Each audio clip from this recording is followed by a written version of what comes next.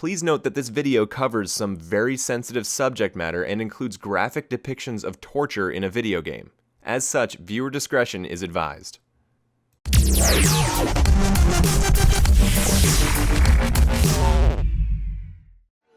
I think I can pretty safely say that participating in something is often much more immersive than spectating from the sidelines. Speaking as both a swimmer and a coach, I can assure you that competing is definitely the more immersive experience of the two in a very literal sense. I feel that this is true of art as well, which is why video games are such an interesting medium to me. Their inherent interactivity means you play a much more active role in what occurs than you do when you read a book or watch a movie or TV. Some of my favorite levels are those that I think use the interactivity innate to video games to make you feel something. Many times they'll use your participation to make you feel good, like you've accomplished something great. This is not one of those times. As always, I'm Max, and this is By the Book in Grand Theft Auto V. This mission sees protagonists Trevor and Michael coerced into doing the dirty work of the FIB, the game's parallel for our real-world FBI. Trevor, under the watchful eye of high-ranking FIB agent Steve Haynes, tortures the captive Ferdinand Karamov, or Mr. K, for information on Tahir Javan, a supposed terrorist. While he does this, Michael drives around Los Santos with Dave Norton, an FIB agent who has been protecting him for years, to hunt Javan down. As I said before, not exactly a feel-good mission. The first bit I want to focus on is the fact that the two are forced into this. The FIB has threatened the two with prison or worse should they not comply, and this theme of being forced into doing something you don't want to do is pervasive throughout this mission, not just in the story, but the gameplay as well. This is the case from the level's very first moments. Unlike most of GTA V's missions, which only start when you choose to go to a designated start point on the map, By the Book begins when Steve Haynes calls Trevor from an unknown phone number. Once the call ends, you get a new objective on the map and the mission starts. Your choice of how and when the level even starts is taken away from you, which is thematically consistent with the relationship between the game's protagonists and the FIB. I think it's amazing that something as simple as changing how the mission starts can put your experience in line with that of the characters you're controlling. As you can imagine, this extends to the meat of the mission as well, since it forces you to torture Mr. K. This is why I made the comparison to non-interactive media at the top of the video. Because By the Book forces you to participate in the brutality rather than simply observe it, I find it far more effective at conveying just how awful torture is than just about any book, movie, or show I've ever seen. It's important to note how easily Rockstar North could have failed here when making this mission. Had they simply made each violent act a button press to select the method of torture, followed by a cinematic showing it occur, I don't think it would have had the same impact. That would have allowed you to cover your eyes, look away, or otherwise detach from the events on screen. Instead, they made a unique minigame for each form of torture that forces you to engage and come to terms with what you're involved in. The one slight exception is the wrench, which Trevor swings after a simple button press or trigger pull, but you're still involved in how that plays out since he'll hit Mr. K in a different spot depending on where Trevor is standing when you decide to swing. Speaking of the different methods of torture, it's incredibly interesting to me that Rockstar North makes us choose between them at each step of the mission. Because the game makes us pick how we torment Mr. K, it makes us own the consequences of those choices. I think this is a very smart design decision because, just like the interactivity of the various torture minigames, it means that we don't have an out, so to speak. We can't just throw our hands up and say, well, the game made me do that, I don't need to feel bad about it, because every step of the way, we're aware that we could have made a different choice that might have been less brutal. It would have been very easy for Rockstar North to just make us go through the different methods of torture in a scripted, set order, but by leaving the choice to us, they make us responsible for the repercussions. It's a pretty subtle difference in concept, but it makes a big difference in how we might perceive the mission, and I feel that that's a pretty important thing to consider when it comes to game design. We can also see this in Michael's side of the mission, where I think it's smart that the game doesn't point out which partygoer is Javan, making you try to find who best fits Mr. K's description. Not only does this put you in Michael's shoes as you scan the party, it also makes you keenly aware that any mistake means you could kill an innocent bystander.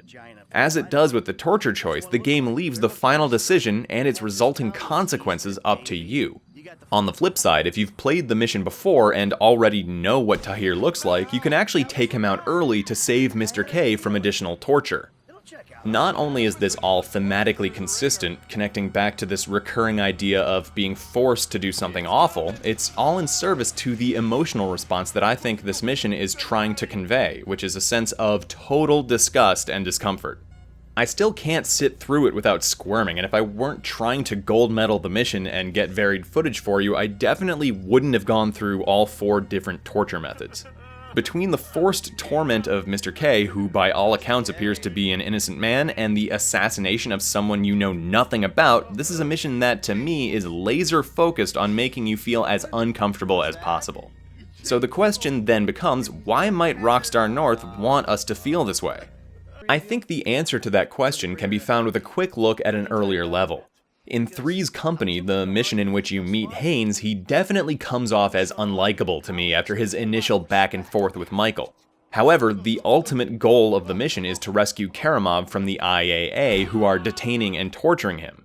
Therefore, despite his abrasive character, you could easily mistake Haynes for someone who ultimately does the right thing, even if it's for the wrong reasons, in this case federal funding for the FIB. This is especially true since he doesn't say what the FIB is going to do with Karamov once you wrest him away from the IAA. Before he makes you torture Mr. K, I feel that he exists in a sort of narrative gray area where you could somewhat justify his actions since the end result was getting an American citizen out of a horrible situation. By the Book, on the other hand, left me with zero doubt that Haynes is a terrible, terrible dude, which I think is the point. Throughout the mission, it's made clear that the horrible things you're doing may not even be necessary to achieve what Haynes wants, since after he makes you torture Mr. K for the name of the target, he reveals that he already knew it to be Tahir Javan. Additionally, Trevor's dialogue with Karamov as he takes him to the airport at the end highlights that information gained through torture isn't reliable. Seeing as Haynes is one of the game's most major antagonists, I'm pretty sure it's safe for me to say that this is all intended to make us utterly despise him. In that context, the design decisions throughout this mission make a lot of sense to me. When the game made me hate Haynes, it wasn't because he was making Michael and Trevor do these awful and probably pointless things, it was because he was making me do them.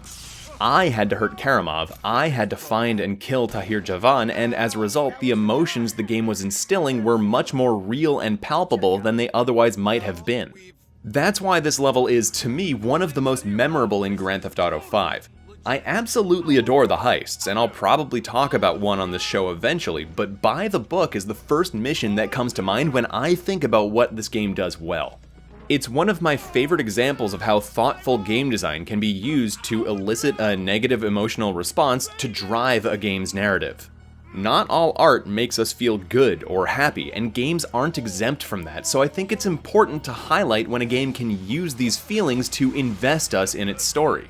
At least for me, By the Book was incredibly successful at engaging me specifically because it didn't shy away from this tough subject matter or try to glorify it. Instead, it treated torture like the horrible thing it is and let the story go from there, making me hate Steve Haynes just like Michael and Trevor do. Now, before we finish up, I also want to take a look at something about the level's conclusion that I think is very interesting. As I mentioned before, the level ends with Trevor taking Karamov to the airport rather than killing him as Haynes suggests. After he seemed to enjoy torturing Mr. K, I was all prepared for Trevor to go ahead and kill him. I mean, what's one more horrible thing at the end of such a bleak mission, right? So his decision to help Karamov took me a little by surprise. This moment was interesting to me because up to this point, most of Trevor's behavior had seemed to be just chaotic and violent. However, this unexpected moment of character development told me a bit more about him. While up to this point, I'd thought that there wasn't much rhyme or reason to his actions, and sometimes there really isn't, this moment taught me that some of the things he does are the result of a very anti-authoritarian worldview that in moments like this one could lead him to do something with which I actually agree. It made his character more interesting to me, and as a result, I was more engaged with and invested in his parts of the story. Okay, let's see if we can wrap this up. Torture is a difficult subject to say the least, and one that's often used in art to make us feel uncomfortable. Anyone who remembers that torture scene in the movie Casino Royale knows what I'm talking about. Unlike in that case though, here Rockstar North uses the interactivity that's unique to video games to make sure that we can't look away, cover our ears, or otherwise detach from the action on screen. I feel that by forcing us to participate in the torture and make uncomfortable choices, this mission makes the experience much more personal and ensures that we truly hate Steve Haynes, the one who makes us do it. Finally, its ending sheds a bit of light on Trevor as a person, somewhat changing him from simply a madman to a more complex character driven by a deep distrust of authority. For their ability to tackle tough subject matter and make a generally awful character a bit more relatable, I'd say that the team at Rockstar really earned their title. As always, thank you for watching, and I hope you'll join me again next time to take a look at another great level in gaming.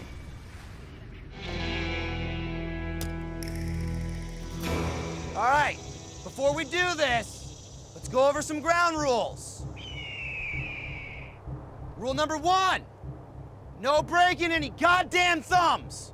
We need those to play video games. Of course. And that's it!